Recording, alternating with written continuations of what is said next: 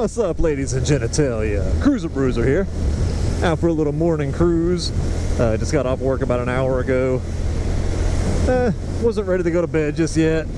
Got up, made me some sausage, egg, and cheese. Some scrambled eggs. Yeah, just sitting around watching a little bit of YouTube, and I was like, you know what? I'm gonna get out and ride a little bit. Get an hour or two in before I go home and get ready to go to bed and get up and do it all over again. You know, we're riding out here through some of these back roads out in the middle of fucking nowhere. But yeah, I figured I got 84 miles on the Grom so far. Would have a lot more, but I work at 10 hours a night now, so it's kind of takes a couple more hours away from my riding time there. So it ends up being 11 hours total with lunch and all, so ends up taking a little bit of time off my riding, but I mean that gives me 3 days off a week to ride, so it's a good little toss-up, and a good little compromise there. But I figure I'll do a, because I mean I'll have 100 miles by the time this, this video ends. So I figured I'd do my little synopsis of the, of the Grom. The first 100 miles on the Grom. Even though I haven't quite got to 100 yet, I will. Like I said, by the end of this video, might as well go ahead and give my my review and my thoughts on the old Honda Grom here. Yeah, one thing I will say about it, and that's the main thing, is that I fucking love this damn bike. It's so much fucking fun.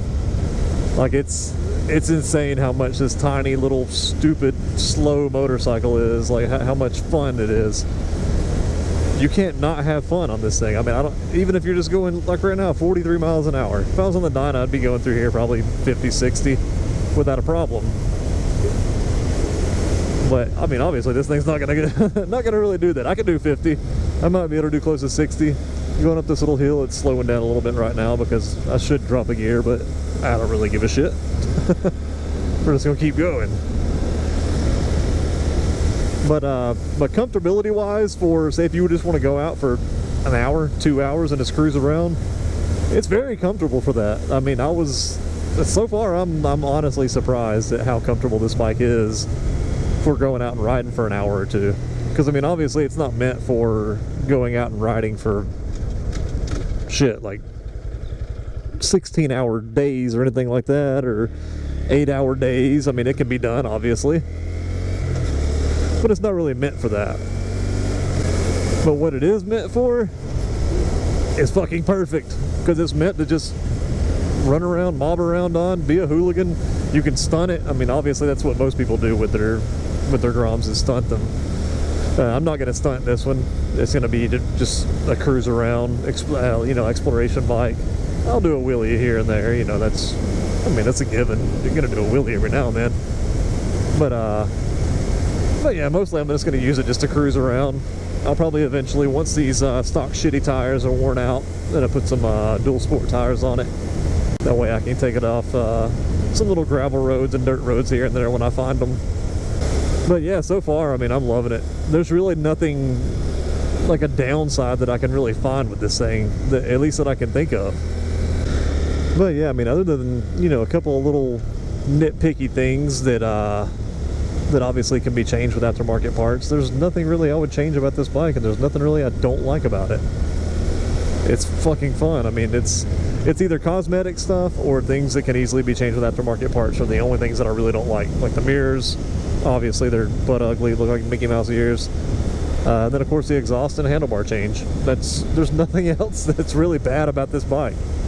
It's just an all-around fun, perfect motorcycle.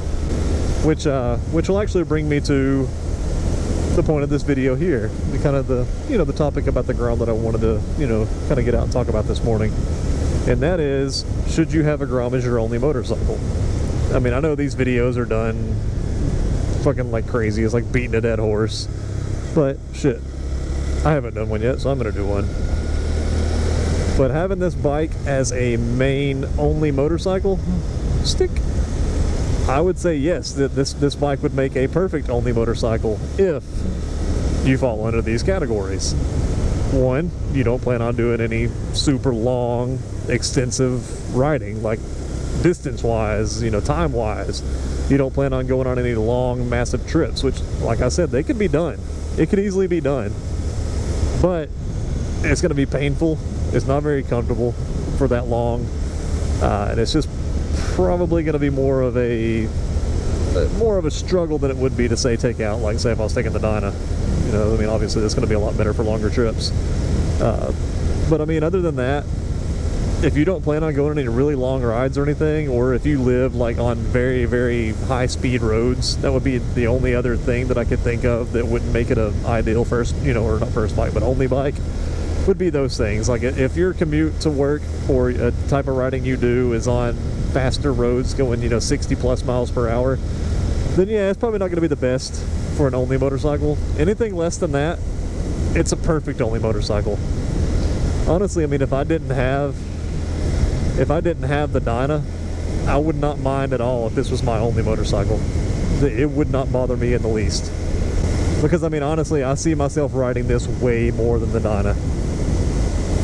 I mean, it'll get to the point to where my Dyna will probably sit for months because I'll be just riding this.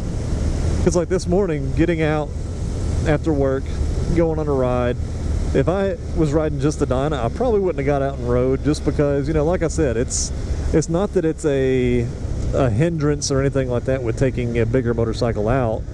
But yeah, for those of you that ride and have ridden bigger bikes and smaller bikes, things like that, you know what I'm talking about. The bigger, larger bikes are not the type of bikes that you really just want to get up on a whim and be like, you know what, I'm just going to throw a leg over this bike and just go cruise around and explore.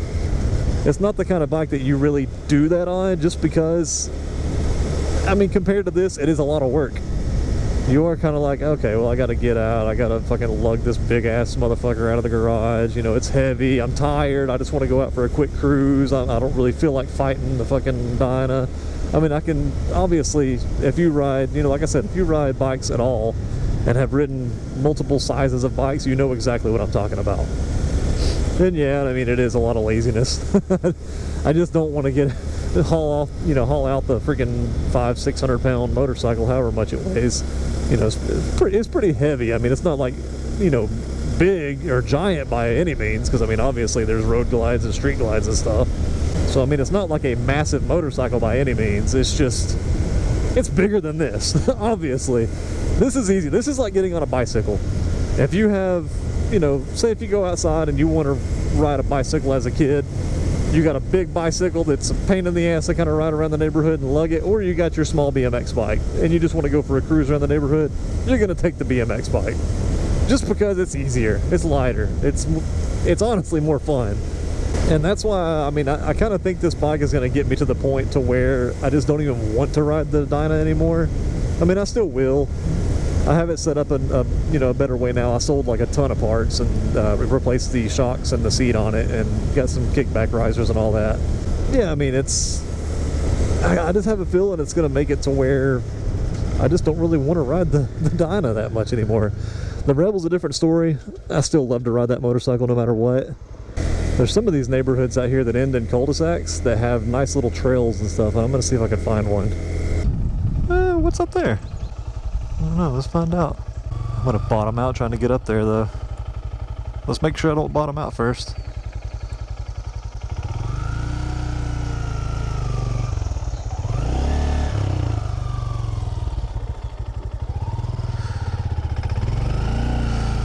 Oh yeah, I'm not gonna bottom out.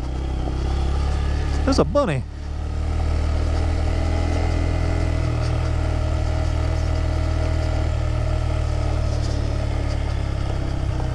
The gate's open, whatever it is. It's a water tower.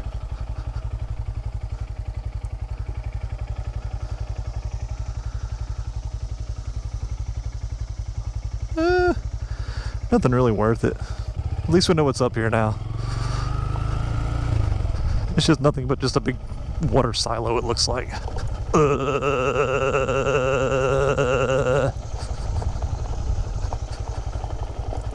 Crunch, crunch, crunch, crunch, crunch, crunch, crunch, crunch, crunch. Whee! Alright, well that was kind of a pointless little side road there. My ears are bobbing. And that's just a house. Well, no go on that one. At least I know what's there now. Alright, well let's move on to the next place here. See if we can find some decent places to just look at shit. I mean, hell, somewhere I haven't been before. We'll figure it out. But we'll ride up through here. I'm gonna go through Las Vegas for a minute or two.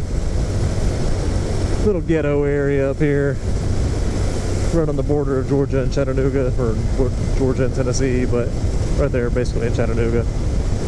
We'll ride up here and do a little quick ghetto sweep. Then head to the house and get some sleep. Yeah, I was watching a YouTube video last night saying, you know, what the worst things about Chattanooga are. And the video was like, you could tell the chick just did not live in Chattanooga. I forget the name of the channel. It's like Travel 409 or some shit like that. I forget the name. Travel 299, something like that. If I can remember the name of the channel, I'll put it in the description, or I'll pop it up on the screen either way. But yeah, she was talking about how the bad things about Chattanooga, blah blah blah, but every bad thing she named is just something that typically people who don't live in Chattanooga, who only have just kind of visited here and there or just heard about certain areas, stuff that those types of people say. So you could tell when someone doesn't live in Chattanooga. Like, for one, she said that people, you know, people here in Chattanooga, we'll call it the Nooga or the Noog or Chattown or Chat, you know, just things like that. We have, you know, nicknames for our cities, just like any other city has. You know, I lived in Atlanta growing up, and we called it just the ATL or just the A. And she was saying that, like, people in Chattanooga call it like Nooga and Chattown and the Noog and all that kind of stuff because we don't know how to spell it, essentially, is what she was getting at. And she's like, well, I guess it's just easier to say that than having to learn how to spell it or whatever. I'm like, dude, motherfucker. Like, that's not why we call it the Noog. That's not why we call it Chattown. That's not why we call it Chat. That's not why we call it Nooga. That's not why we call it any of those things. We call it those things because it's short for Chattanooga. Literally every city does that. I mean, Chicago, you have Chi-Town, you have Chirac. Atlanta, you have ATL. Los Angeles doesn't call themselves Los Angeles all the time. They call themselves LA. I mean, every town or every city has shorter ways to say it. Like, that's how it is. It has nothing to do with not being able to spell it.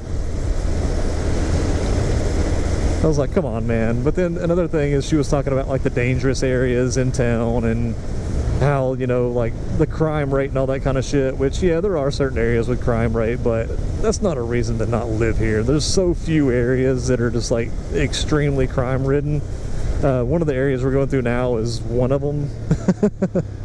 So, that's, ironically. But, yeah, I mean, this Rossville, everybody around here calls it Las Vegas. It's just like a kind of, I mean, I wouldn't really call it ghetto because, I mean, it kind of is ghetto. But then again, I mean, it's just more, there's a lot of drugs in Rossville. It's mainly just a lot of, like, crackheads and meth heads and stuff. There are some nice areas of Rossville, and I have nothing against the people who live in Rossville. I actually kind of like it in these areas. I mean, some of these areas are not that bad. I mean, it's one of those things that if you've ever lived in a city, especially like a bigger city, not that Chattanooga's, like, you know, super big, but I mean, it's still, you know, a bigger city for this area. But if you've never lived in a city like that, you don't know the basic rules of living in the city. But yeah, anyone who's ever lived in, like, the ghetto or in like the inner city, you know, crime type areas and stuff like that, there's always a handful of rules that everyone follows and everyone knows. For one, if you don't have any business there, don't be there. No one's gonna bother you if you have business. Oh, god damn. I think my handlebars came back on that one. Jesus Christ, man, I think they did. Which is weird because these things have some fucking grip in them. But yeah, one of the things is, like, speaking of, I was gonna name this place right here, Cinema One Adult Theater. As far as I know, and this is only from what I've heard, so I've never actually been there, but you can actually pay to go in and take a person with you and do certain things behind this big wall of glass, and people can pay to watch you do those things. So yeah, that's a thing.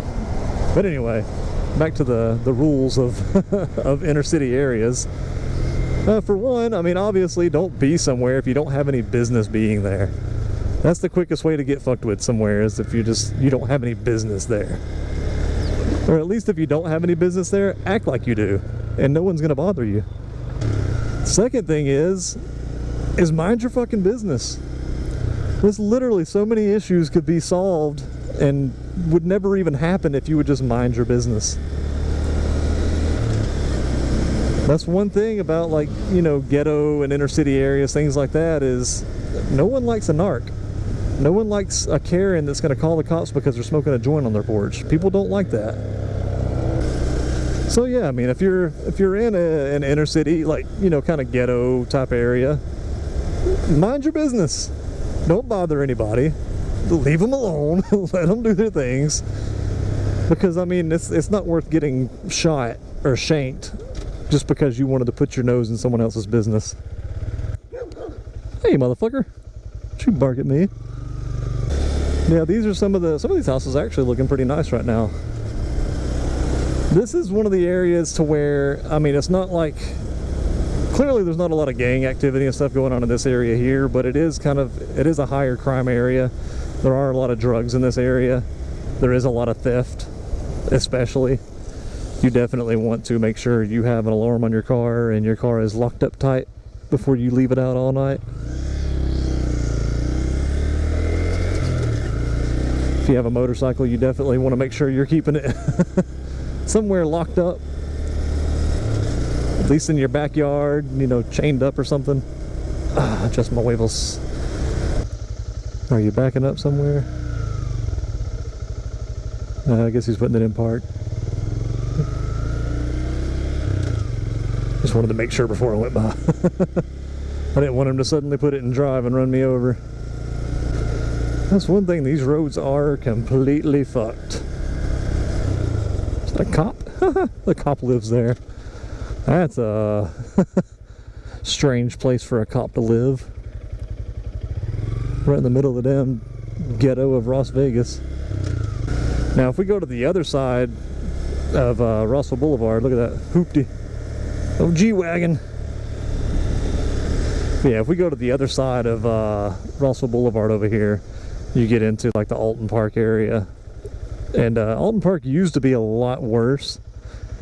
There used to be a lot of like just gang activity and you know, robberies and murders and stuff like that out there. What? How am I still in third?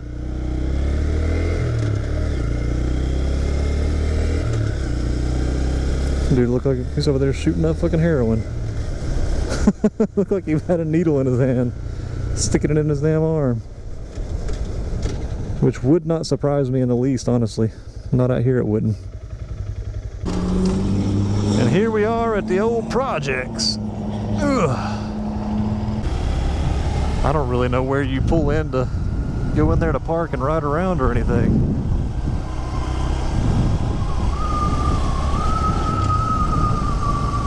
There's an area right there.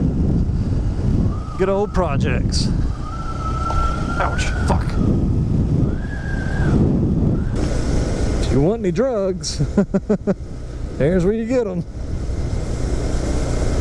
Good God, I'm hitting so many damn bumps. Wouldn't be surprised if I have a massive fucking flat tire right now. And we're gonna start heading towards the house. It's 9:30. I'll be back at the house around 10:15, depending on how long of a roundabout way I go. Because here, I mean, and this is, I mean, I would consider this the ghetto of Chattanooga. But yeah, from here, I only live about maybe 20 minutes from here. So, I mean, not a bad ride out here. Yeah, I plan on doing a lot more riding out here, though. Coming out and exploring around the areas of Rossville and Chattanooga, and try to go out to like East Point and East Lake and just stuff like that. Go through Alton Park, St. Elmo, street corner hooker. Yeah, there's a couple of places I've been looking at. Places I've been before, but I haven't obviously been there on a motorcycle and done a video on it. But I have some stuff lined up over the next few weeks for some little areas to go, some little historic places to stop at. some information on Chattanooga and all that kind of stuff, because, you know, as I've stated, I do want to get back into, you know, the exploring aspect, and I don't know, any of you guys that are interested in history of the Chattanooga area, Chattanooga Valley, then shit. If you guys have any suggestions and know anything about Chattanooga and know about any of the areas, I mean, chances are I probably know about it too, but if you guys would like to see it, let me know. Things like, you know, Rock City and Ruby Falls and all that cost money to get in, and I really don't feel like paying that much money, you know, especially what they charge, because it costs a lot to get into like Rock City and Ruby Falls now. It's insane. But if any of these places you want me to go visit, I mean, it could be anywhere really, let me know. I'll ride out there, tell you a little bit of history on it, and yeah, make a nice little video and have some fun. Downtown Chattanooga is right over there to the right, but I'm not going to go into downtown. That'll be for another day. Just taking a right here, just heading straight that way takes you right into downtown. But that'll be a video for this weekend. I'll ride out through downtown. I'll show you guys around the main downtown area of the city. Oh, Corvette. So that'll be a video for this weekend to film. I just wanted to do a quick little morning ride after work before I go home and go to bed. Figured I'd bring you guys through Rossville and Chattanooga, and I know we didn't really get to go through the projects much, but we went past them. I mean, just a little sneak peek of what's to come on the channel, because, you know, I do want to start coming up here and exploring around more. Just because, I mean, some of these areas are, oh, some of them are nice to go see. But anyway, guys, I guess I'm gonna get out of here, head back to the house. Like I said, get some sleep. I'll leave you off right here, leaving out of Rossville. But yeah, don't forget to like and subscribe. Tell your friends, tell your family, tell everybody. And as always, have yourself a nice day.